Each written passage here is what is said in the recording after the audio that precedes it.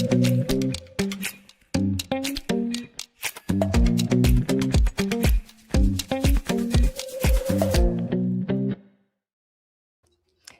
good morning, everyone. It is a very special day because we have a guest today coming on the program, and not just any guest. This is going to be an exclusive with one of the senior members of the Republican Study Committee. This is a group of, more than 180 House Republicans, conservatives, who are rolling out a new plan for a Reconciliation 2.0 bill. This is basically a partisan Republican bill. The first one was obviously tackling taxes. The president called it the big, beautiful bill. Well, now there's a push in Congress to do another one in a midterm year. So we'll talk to him about that and whether they can actually get the votes. Is this actually going to go anywhere? Color me skeptical, but we'll get to that eventually. More importantly, let me see. Oh, yes. Well, more importantly, sorry, guys, lost my train of thought. A long night last night. We want to sort of direct you guys to, again, subscribe to the DC Huddle. Go to the DCHuddle.com, subscribe. Our YouTube numbers are growing up, but we would love to get more folks on there. It's obviously a good way to support us. It's free. Just click that subscribe button. And we'll really appreciate if you do that. Thank you. Share it with 5 friends. This is how we grow. Take the link, send it and say, are you watching the DC Huddle right now? You should be. Here's the link. Boom. Do it right now. As you pick up your phone, I'll do it right now. I didn't get you anything for Christmas, but here's the link to the DC Huddle. Nothing says I want to get back in your good graces like that. There you go. Free. Today's 5, we're going to talk about making Elizabeth Warren great again, Powell's effective counterpunch after that investigation was announced. The situation in Iran intensifies. The president going to be making a big decision today at the White House. The 2028 Democratic primary calendar getting some attention. Dan is all over this, so we definitely want his insights on that. And then again, after these topics, we're going to go to Burleson, Eric Burleson, Mississippi congressman from the RSC, who is going to be coming in around 9 o'clock. Mississippi. Okay, we're going to fact check that. We'll know it for Okay, the day book. Welcome to live TV. The day book. So today at 10 a.m., the Supreme Court will meet to hear oral arguments in a pair of cases about whether states can ban transgender girls in women's sports, transgender individuals in women's sports. A lot of people saying they expect that these will sort of be upheld. A lot of states around the country have done this, but the court's going to be looking at it.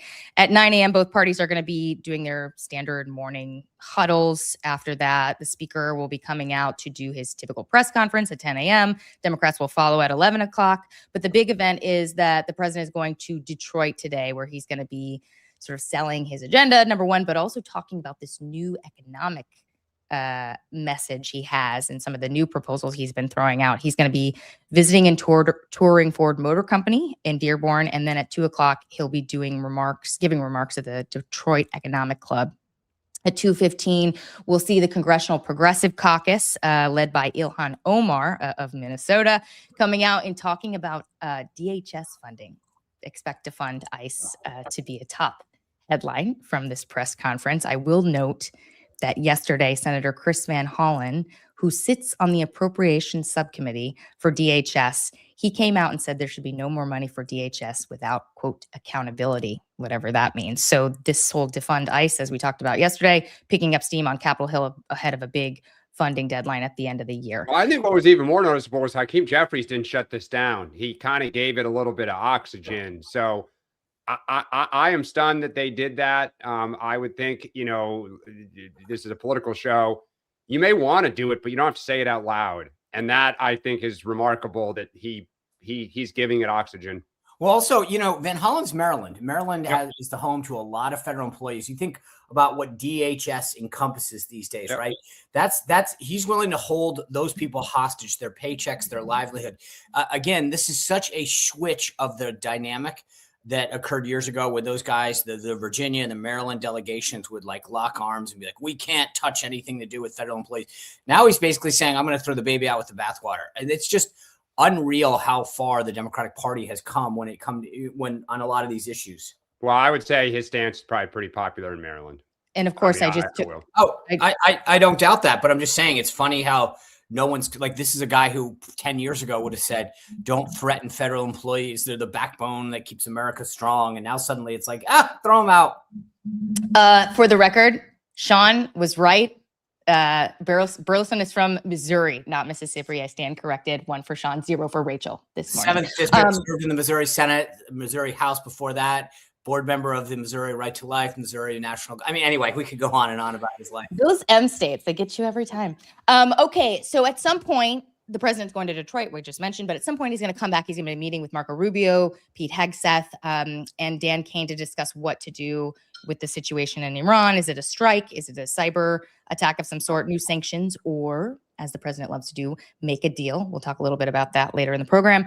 And then on the House Oversight Committee, Republicans are now threatening to launch a contempt proceeding against the Clintons. We've talked about this before in December. If they don't appear for closed-door depositions that are scheduled for today on the Epstein issue. So we'll get on into all of that. But before we jump into the conversation, go ahead, Sean. Let's talk about our sponsors. Yeah, well, I got to say, we got 2 right now. Number 1, we've been talking about this forever. This is the first day I'm not completely bathed in Cozy Earth, I think because I had to put it in the laundry. But Cozy Earth was definitely the winner this Christmas. I think Dan's family the same way. The pajamas, the joggers, the eye mask, the bubble blanket. You can't go wrong with Cozy Earth. It is so comfortable. Like Dan's picture on, if you didn't see it on social media, like you almost want to curl up with the dog and on your own couch. That's why you got to get your bubble blanket. You can get it at cozyearth.com. Use code word Huddle, 20% off site wide. You cannot go wrong. I'm telling you, for yourself, if you didn't get what you wanted for Christmas or the holidays, or you forgot somebody, or there's something coming up, you will not go wrong if you go to cozyearth.com and use the code word Huddle. I'm telling you, it's cool because I got my kids, my wife, relative, like everybody is satisfied with Cozy Earth. You cannot go wrong. And that's the best part. So go to cozyearth.com, use code word Huddle, 20% off site wide. Some exclusions do apply. Great. Thanks to Cozy Earth.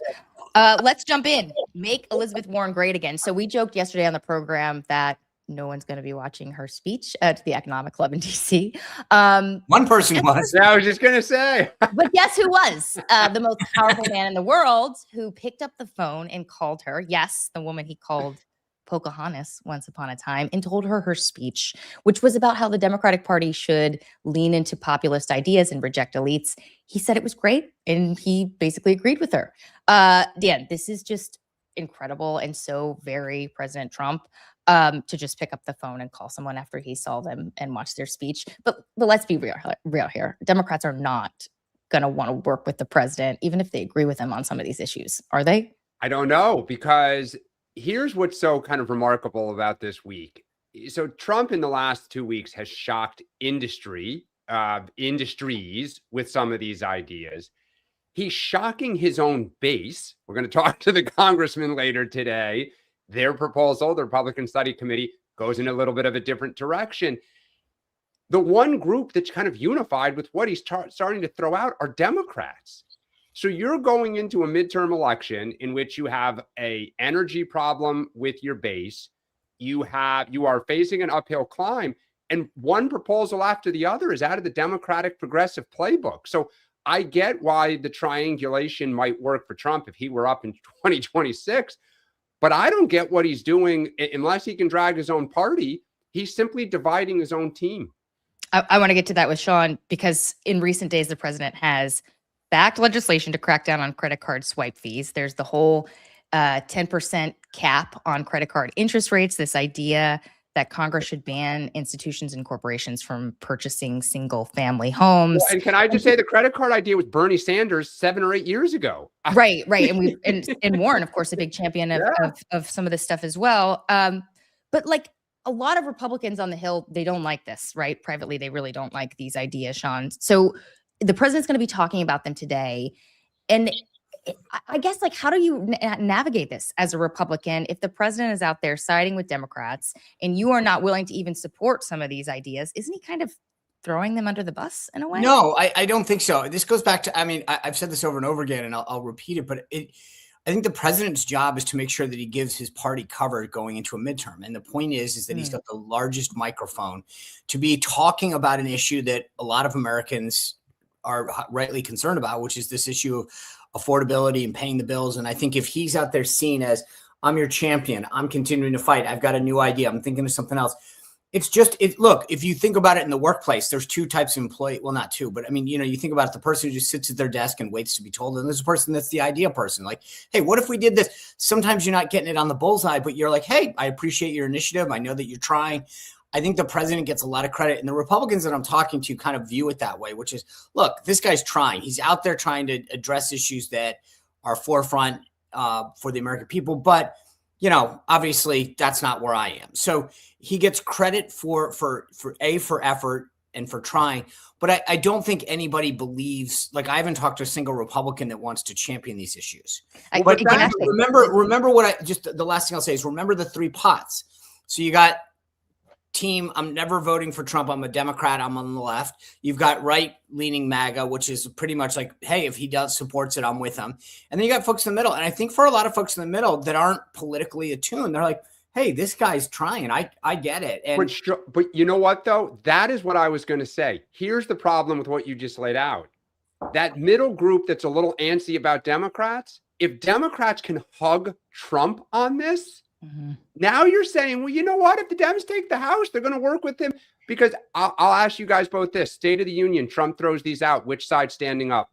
Yeah. I mean, but this is where if Democrats were smart, they would do that. But listen to what you just said. Democrats hug Trump on this. You know what? If AOC, Bernie Sanders, and Elizabeth Warren will stand, thank you, sir. Like, they'll all hop. I'll also just add the inflation numbers just came out in line with expectations, 2.7%. Neither good nor bad. It's still hovering there, but probably good in the aggregate.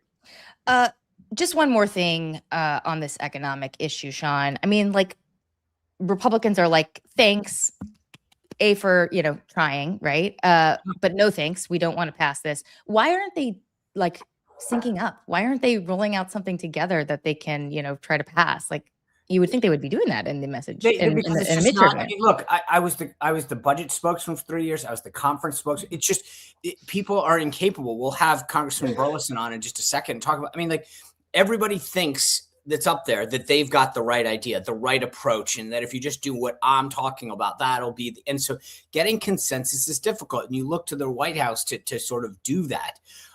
That's going to be what I want to talk to Congressman Burleson about. Like, what's the effort going to do to get consensus around any of these ideas? There's a lot of them in this reconciliation package proposal that they've put out that we'll talk about in just a second. The problem is fundamentally they're not capable of doing that, and the speaker is sort of allowing the White House, which he kind of has to drive the train, and that's what's going to happen on reconciliation. Ultimately, is the White House is going to say this is in, this is out. So. I think this would never have happened with Pelosi.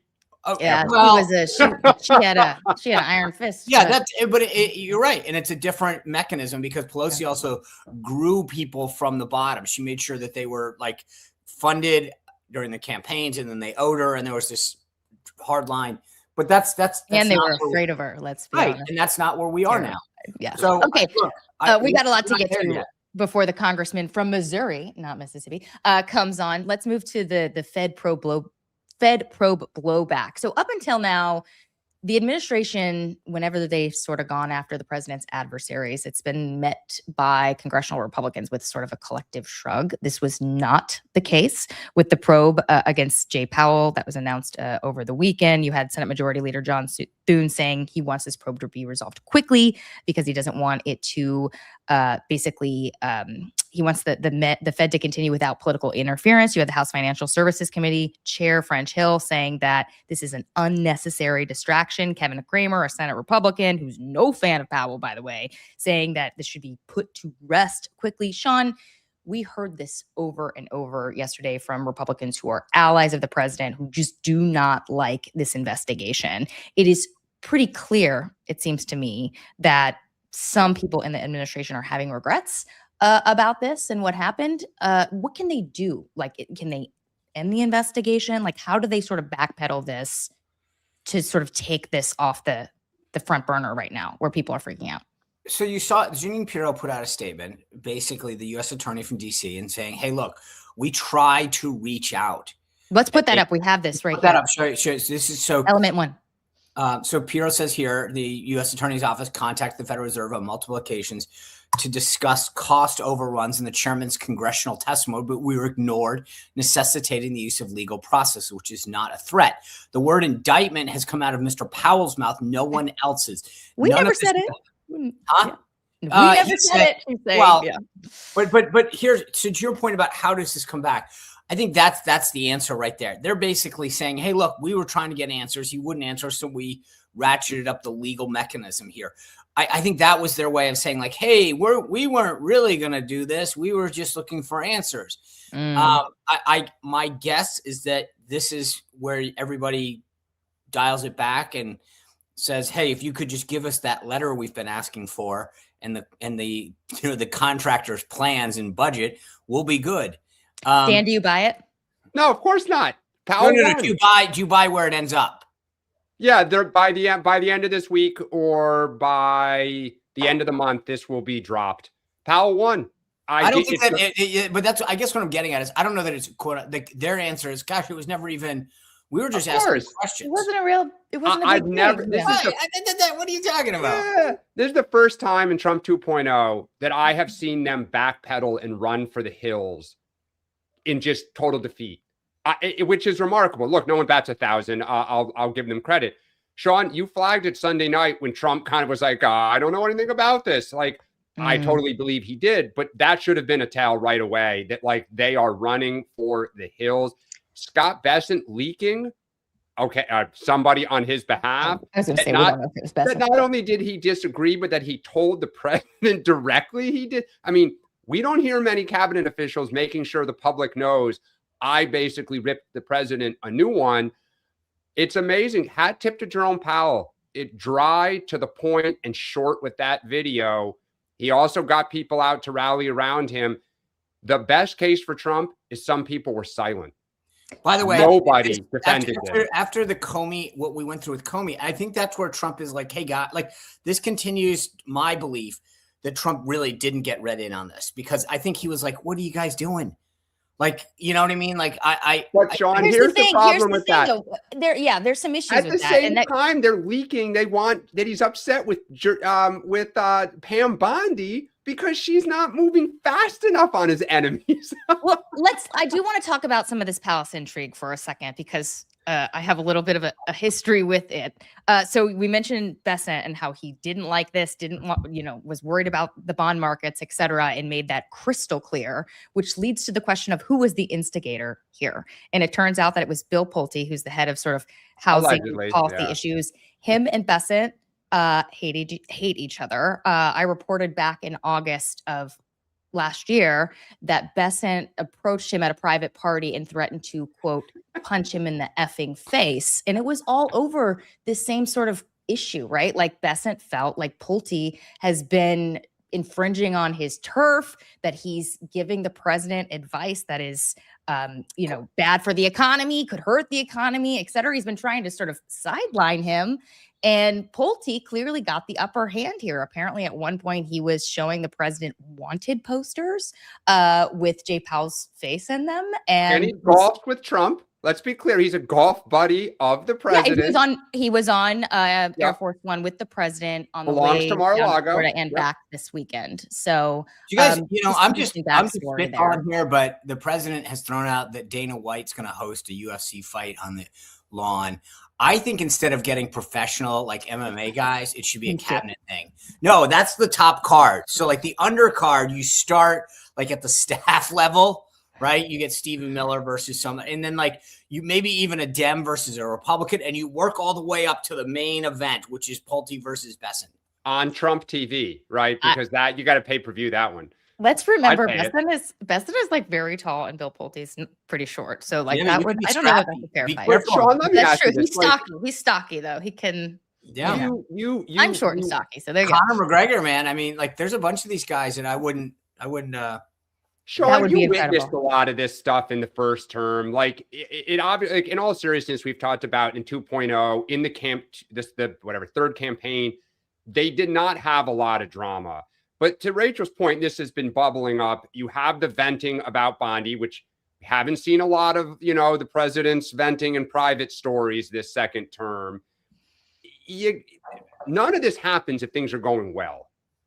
Yeah, So for sure. if you're that team, how do you get this back, out of the headlines, when Trump feels like things aren't going well? But it's yes, it's a distraction in the headlines, but in a lot of ways, Sean, the president likes this. He likes when advisors have different ideas. He wants them to argue them out. He wants to see different perspectives, right? And so Yeah, but this he isn't looks an bad issue. right He now. wouldn't see this as an issue, would he? No, I mean the difference is he likes the scrappiness of like coming in and you go out, you tell me what you think, you tell me what you think, and like have at it. Like that's to him like, hey, Yeah. good. Now I'm hearing the whole like unvarnished truth here, as opposed to the happy talk. There's a difference though. I think like when he doesn't think you're advancing his agenda or getting it done, I think that's a little different. Because he looks bad. Speaking, look, he also is a person that. This is like part of what I always think is difficult is to discern the general sort of churn. So like if you called him right now and said, Mr. President, how are you this morning? He'd be like, great, Sean. How do you think Caroline's doing? And I'd be like, well, sir, I think she's doing fantastic. Great. That's what I hear from everybody. What about Stephen Chung? What do you think? And you would say, Mr. President, he's doing great too. Good. I hear that from everyone as well. Like that's his way of conversing. He asks you he's checking in constantly. The issue that people have sometimes is that like when you're not getting that feedback, when someone's saying, I wish they were doing more of this or more of that. So I think that the issue is sometimes like, where is that? What's hard to calibrate is sometimes, is that just him checking in? Is that him getting feedback, or is that him expressing his personal frustration? And you have to kind of sometimes really have the ability to go in and surgically probe a little bit more. Like, is it him that's asking this or pushing this, or is it somebody pushing it on him? Yeah, good question. Let's move on to Iran. So both of you seemed pretty skeptical yesterday about this notion of the president greenlighting actual military strikes. But the Wall Street Journal is reporting that the president is currently leaning toward that. Is this just the art of the deal? Sort of leak something to a reporter, hope, the Iranian regime is reading, and sort of get them to back off, Sean? Well, you saw him yesterday saying they called, they want to talk. I mean, I think that to me was his way of saying, hey, if you guys want to dial this down, it's kind of what he did with Maduro. Look, you guys, Colombia did the same, right? Call, tell me what you're going to do to make this right. I don't think that's possible in the case of Iran, however. Yep. And so my current state of thinking is that you're going to get some targeted military strikes and some non-kinetic activity, cyber attacks, et cetera, where you're going to come in and really try to take out any centers of power of the regime and help lift up the protesters a little. That's where I am. Again, my big question is what next? I'm very skeptical about this notion of like talks with Iran, just like you, Sean, because okay, so they call and they say, oh, we want to negotiate over our nuclear program. The president had been pushing them to do that the entire first year of his second administration. They dragged things out. And now that they're getting overrun with protests and riots, they want to talk. It just doesn't pass. Well, I think the other problem he has is he's come pretty close to drawing red lines in terms of if the regime hurts the protesters. There is no doubt that they are killing protesters. And in fact, it appears to be accelerating. It appears that they are now actually openly doing it in public to intimidate, protesters to get this to stop. So I kind of am with Sean now that I think he's boxed himself in a little bit because he's very concerned about how he's perceived and how he looks. He mocked Obama over the Syrian red lines that he let go, as he should have. Obama, you can't make those statements and not do it. I don't see how Trump doesn't do something now. I just don't. Sean, last word on that. You think it'll happen? Here's a question. Will it happen this week? Or does he give it a little time to see if they recalibrate toward the protesters? I think considering what's happening in Minnesota, it happens this week. Oh, we also got to talk on this topic about some of the reporting that Vance has been, the vice president has been sort of trying to persuade the president to engage in diplomacy first. Now, his team, we saw this online, have very much sort of pushed back on this notion. His allies are out there saying, look, like he would support whatever the president wants to do and obviously sees Iran as a threat. Totally believe that.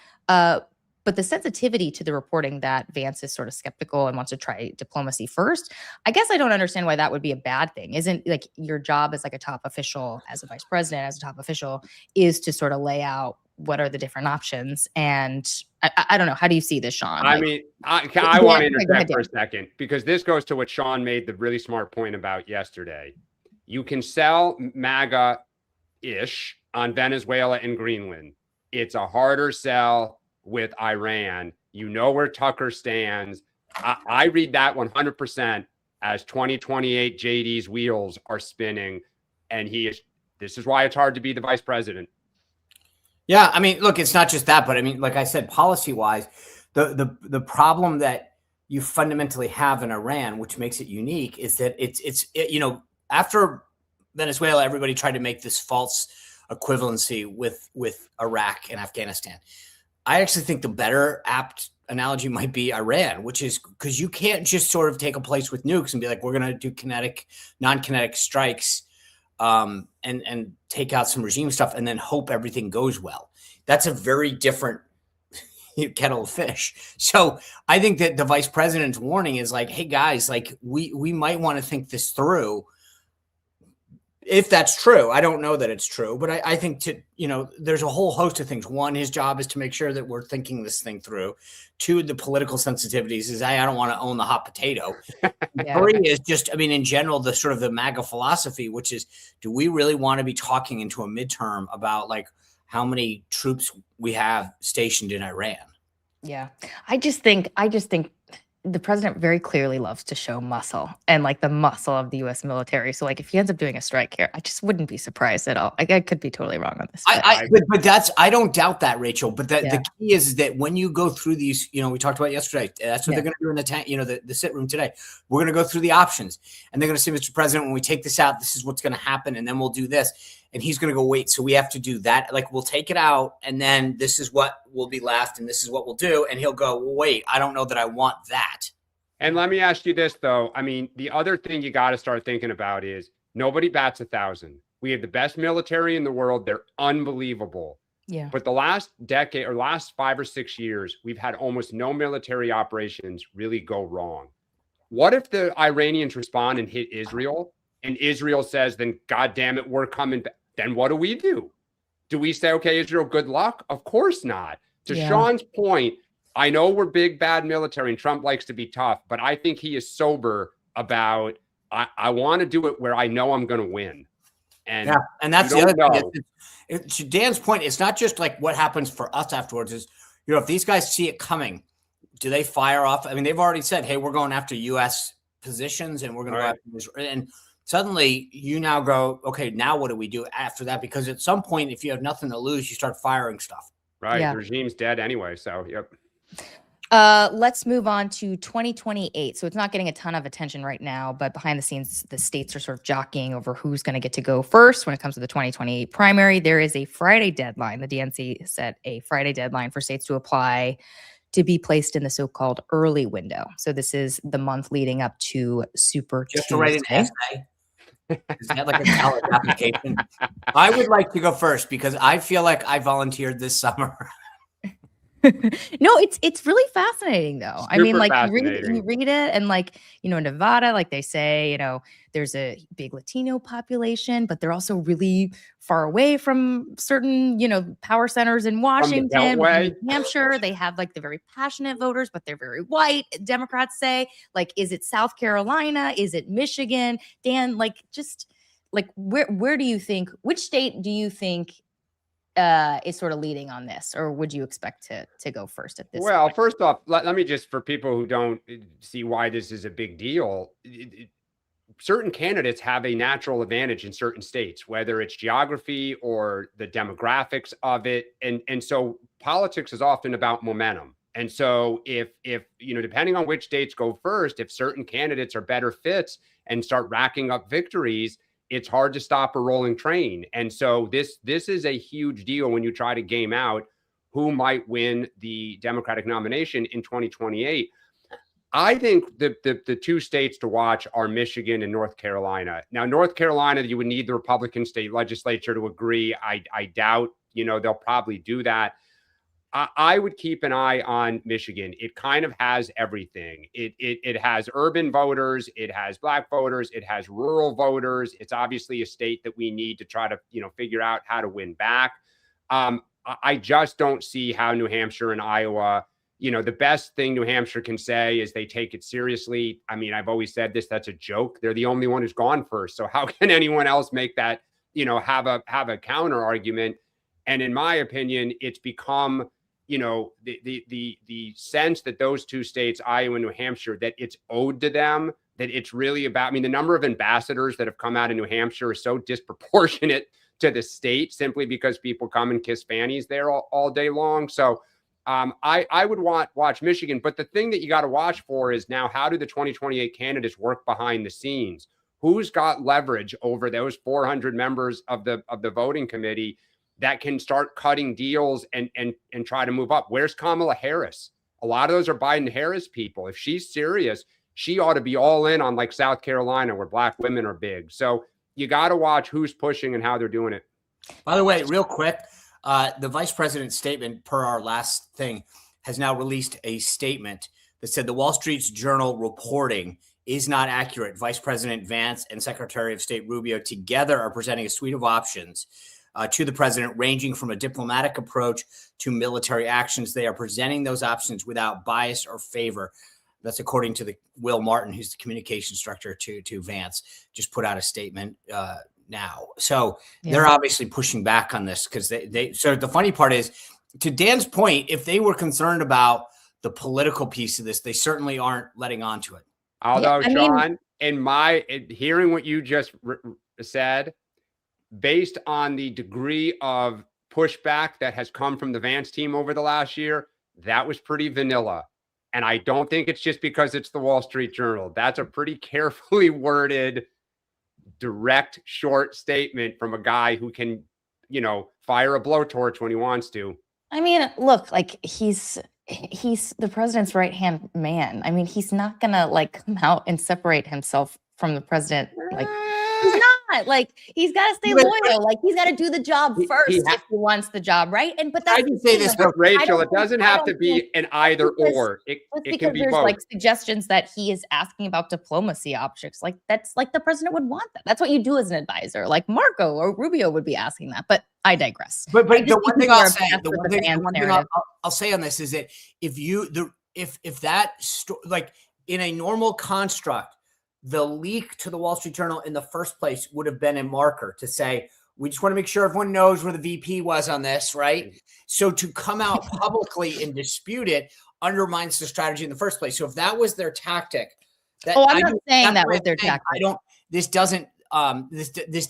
don't buy that was ever their tactic, because if you're going to come out and public rebuke a background source, then it didn't work too well. No, I agree with you. I wasn't suggesting by any means that I thought this was a tactic. My point was just he's got to be Trump's right-hand guy for the next few years if he wants this job himself. And then also, who cares if he's advising diplomacy?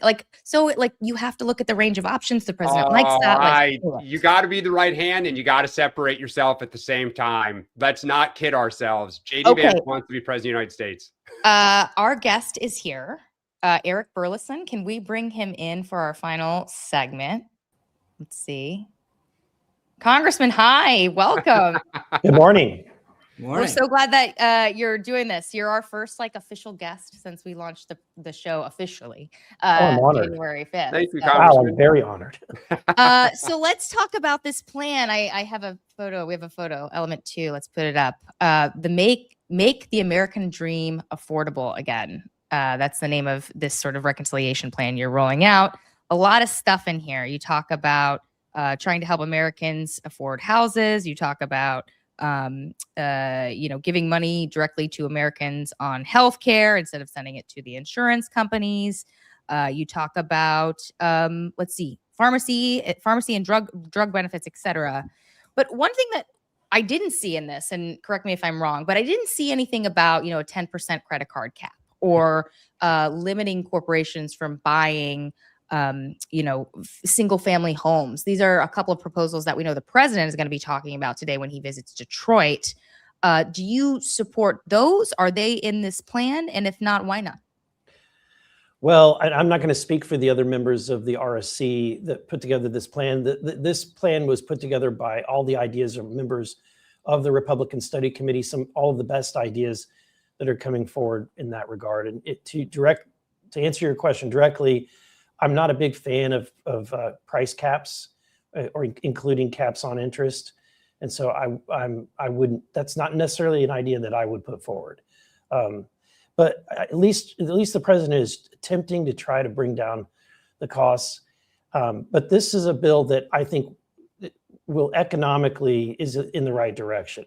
Look, whenever I was entering the workforce in the year 2000, my wife and I, our average annual premiums were around $6,000 for the whole year. Today, the average family is paying $27,000. That is 4 times what people were paying just in the year 2000, when inflation has only risen by about twice that. So the reason why young people today see it as being impossible to afford a home is not only because of the interest rates being higher than normal, but what the real difference is the fact that you've got twice as much money coming out from people's pocketbooks every month just to have health insurance.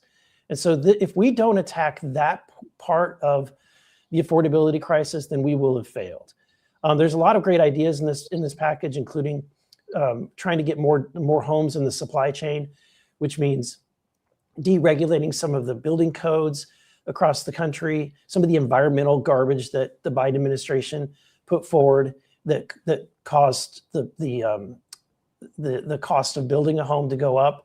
And then in addition, trying to add more homes into the supply that are on the market available to be purchased by encouraging people to sell their homes. So if you, for example, I and many people like me own a second home that we rent.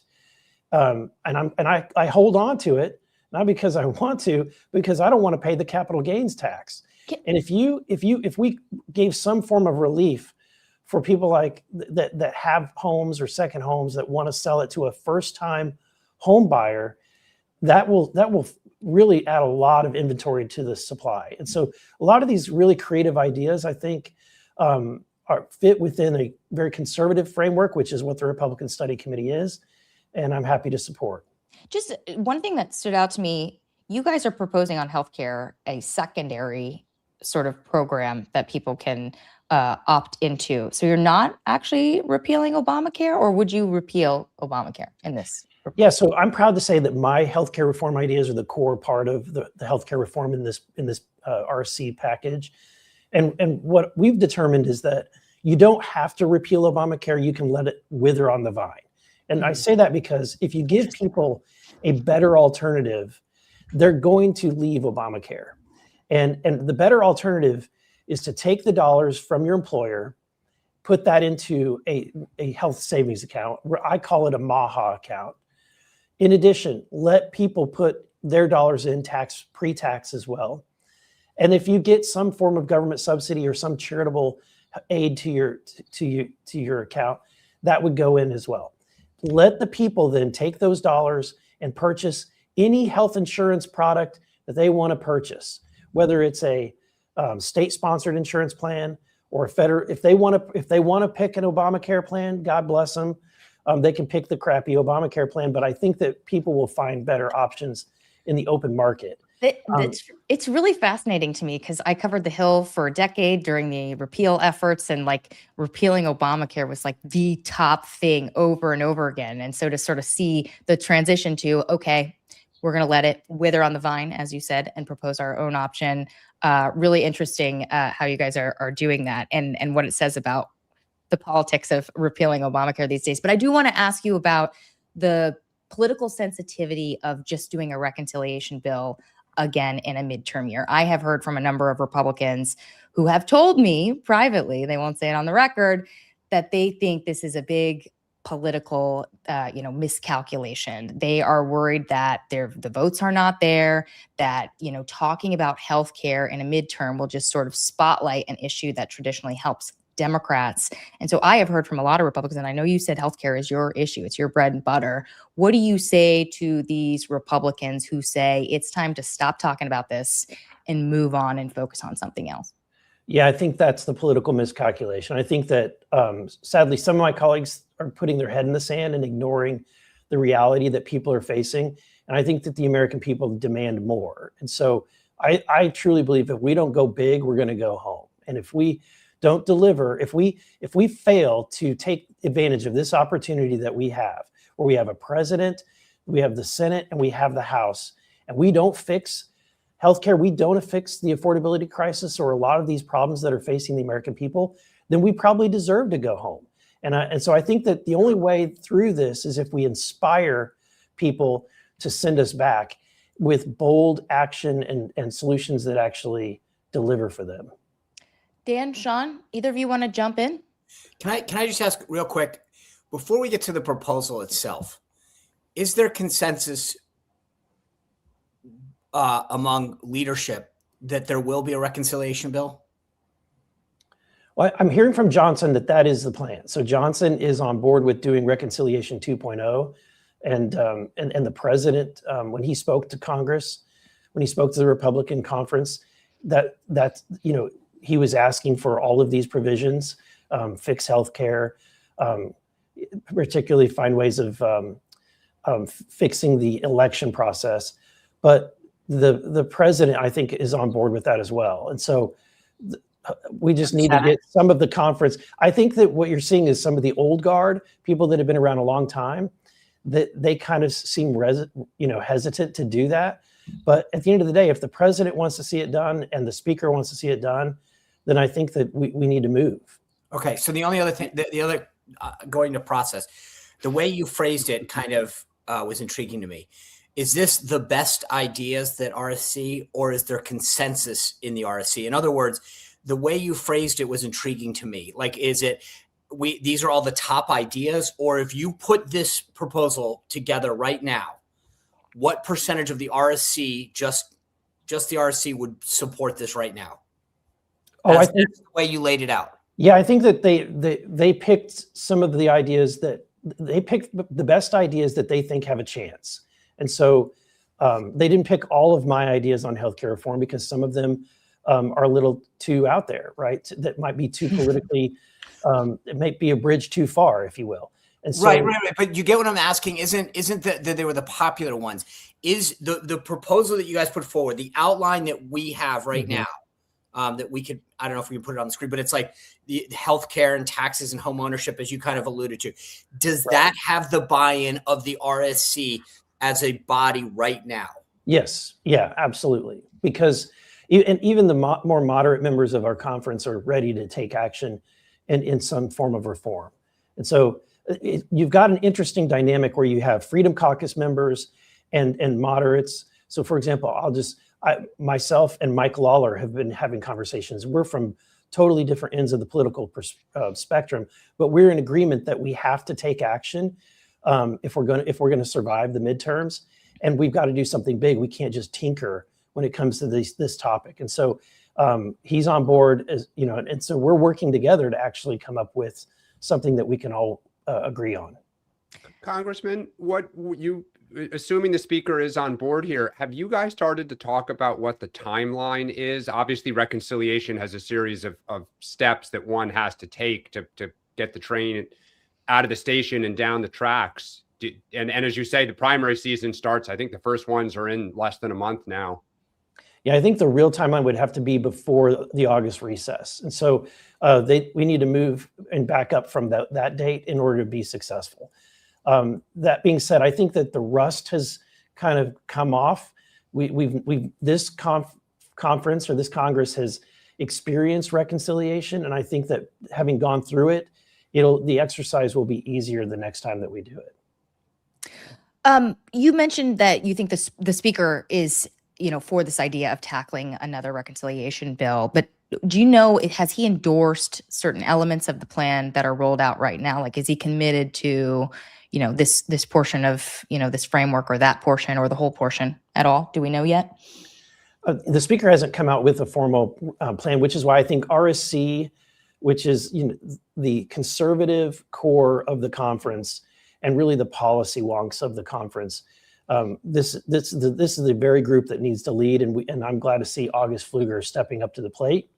To use a baseball term, he's a big baseball guy, and so to step Does he up play to on the plate. congressional baseball team? Yeah, he plays third base. I play on the team. I play bench. So that's good. So would I if I played. That's good. That's good. Yeah, because the reason I ask is because there's a lot of, you mentioned when Sean asked about how were proposals chosen for this.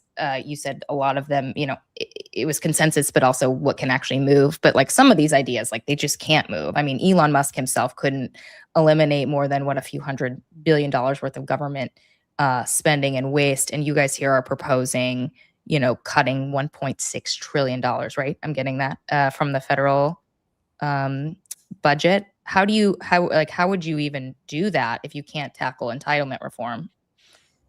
I think that we do need to lead. I think that we're able to get a lot more accomplished in reconciliation. So we were able to, in this last package, do things that this town thought were completely impossible. We were able to cut almost $1 trillion out of the Medicaid through the waste, fraud, and abuse in Medicaid. We were able to cut over almost $1 trillion out of the Green New Deal, which every component of the Green New Deal is basically a tax credit that's got lobbyists in this town that are highly employed to keep in place. And so this town, everywhere I went, people said that you're never going to accomplish those kind of spending reductions. And yet we were able to deliver that in the last reconciliation package. And I think that the impetus or the desire to do something on healthcare is going to be the core driver for passing Reconciliation 2.0. And within that, I think that we should at least attempt or try to get as many spending reductions as possible. Or it will be the core reason some Republicans don't want to do this. Because I swear, I've talked to a lot of them and they just don't want to tackle healthcare. But I digress. I do want to just sort of wrap up, I guess, with this question about, how you do another reconciliation bill. I mean, putting aside the political calculation, right? Some people's fear that this could keep healthcare in the headlines. There's the margin. You guys have a really slim margin in the House. I covered, the efforts to repeal Obamacare and replace it, last time around, and the margin was much, much bigger. And it was still, a half a year long effort that ended in failure.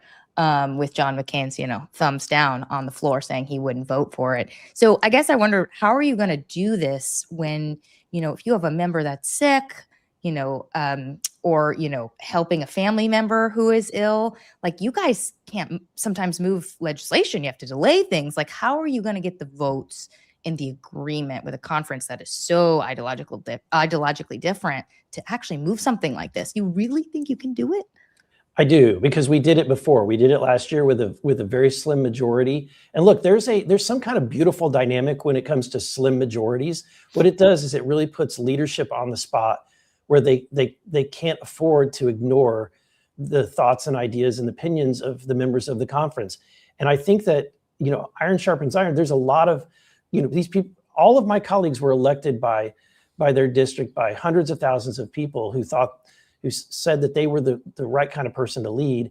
And I think that when you have a slim majority, you're getting the opinions and the thoughts from from all of the conference. And I think it makes for a better product. And so if we all know that we've got to, hitch together and in order to get this done, I think that there's a motivation to find a path. I watched the same thing happen in Missouri when the Missouri Republican Party took over the House and the Senate back in the year 2000. They had a 1-seat majority, and yet they passed some of the most, big game-changing bills in Missouri's history that were conservative. And the reason is because they knew that they had to stick together. And I think that it just creates that kind of dynamic. And I think we did it before. I think we can do it again. Ugh. Speaker Mike Johnson has a lot of stress on his plate then if he's going to do this It again this year. makes Sorry, Sean, go ahead. work more. I mean, it does. It absolutely makes leadership work more. But you know what? They chose the job. I have no sympathy. That's true. There you go. It was in the fine print. Complaining. off topic real quick. You've been a leader in the pro-life movement. When the president made that comment the other day about having flexibility on Hyde, how do you interpret that? Yeah, that hurt. I'm not going to look. I love President Trump, but I'm not going to change my views on this topic. And I'm adamantly pro-life. I'm going to make sure that whatever dollars that the American taxpayers spend, that it does not go to fund abortions. This is a common sense, bipartisan issue. The Hyde Amendment was something that Republicans had agreed upon, Democrats had agreed upon going back decades. I just think that it's a reasonable request that we have Hyde language in any kind of solution. No, thank you for that. Congressman, thank you for coming on. Really appreciate Thank you, Congressman. with us. Thank you. We're going to send you a mug in a year or two. Oh, sounds great. It may take a year, but we'll get it to you. Yeah. Yeah, we'll get there eventually. Thank you, Congressman. Thank you. Okay, guys, that was great. Let's do some questions. We'll start with X. Put some up on the screen here. Okay, the Civil Rights Division is not going to investigate the Renee shooting. This is the Minnesota ICE shooting. Meanwhile, Kristi Noem has called for many more ICE agents, while local governments is calling the situation unbearable. The Fed shows no sign of de-escalation. How much worse will this get before it ends? Sean, will you take that? Because Thank you. Seriously, like sending more ICE officials, like saying they're not going to investigate. You talked a little bit about this yesterday. You think they should do an investigation just because it would go further with more people, right? Just in terms of, saying this guy was justified in what he did, right? Yeah. So there's two things here: the policy and then the politics. And so I'll address both. I mean, on the policy front, look, they have a legal right to do what they have to do. I would just, as Dan and I talked about yesterday, I think that anytime, like, again, wake up this morning, look at the imagery that's coming out. One, politically speaking, it's undermining this issue of affordability. That's what people like. At the end of the day, the president campaigned on illegal immigration. He's right on illegal immigration. But it's like anything else. Like sometimes you have to calibrate that and go, okay, do we need to accelerate right now or not? And I would just say that, like, you can still do what you're doing, but take the temperature down in Minnesota, because right now the focus isn't on what you want it to be, which is securing the border, making sure people aren't in the country illegally, that criminals aren't being able to conduct activities that aren't here legally. I mean, again, I think that it's not that what they're doing is not right or legal but it's just a question of sometimes calibrating. When do you surge? When do you not? And I'm not sure that, like, we're getting more juice for the squeeze right now. We're going in, we're spending more people to protect more people to do the job. And we've lost sight of the whole reason that initially the surge went in, which is the Somalian fraud that's been ripping us off. So yeah. I think, and then on the investigation, as I said yesterday, I believe that at the end of the day, this was a justified shooting. An officer believed, rightly so, that their life was under attack. Someone accelerated. Again, the bottom line is you were told you were in a place you weren't supposed to be. You were told to get out of the car. It was a legal operation, and you accelerated. Whether she meant it or not, I honestly, I don't believe she did. But that's just my guess. But I also don't, that doesn't mean that he's not right to defend himself. So I think letting people in the, open kimono here, bring them in, say, here's the investigation, here's the material, here's what we saw, here's the policies, right? What are the policies that an officer must follow and a federal agent must follow according to CBP, according to DHS, and did they follow them or not? And then say, yes, no. If Minnesota's bought in, they may not like it, but at least they felt like they were part of the process. That, to me, is the right thing to do. I think they have a huge problem with policy and politics. You always want to be on the side of transparency and accountability. And right now, they look like neither.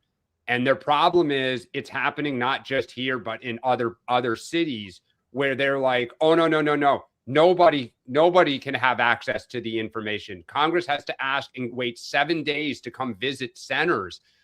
It looks terrible. It just looks, they are losing control of this narrative that should have been the biggest winner they have. Let's take another one.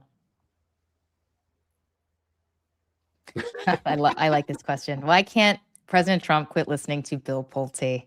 Well, one of the problems is when you golf with someone, it's usually like 3.5 to 4 hours. It's hard to ignore. Oh, no, dude. Listen, just I used to, when Trump went golfing, that was my time. He gets that round. He can get a round down to like 2 hours and 47 minutes, I believe.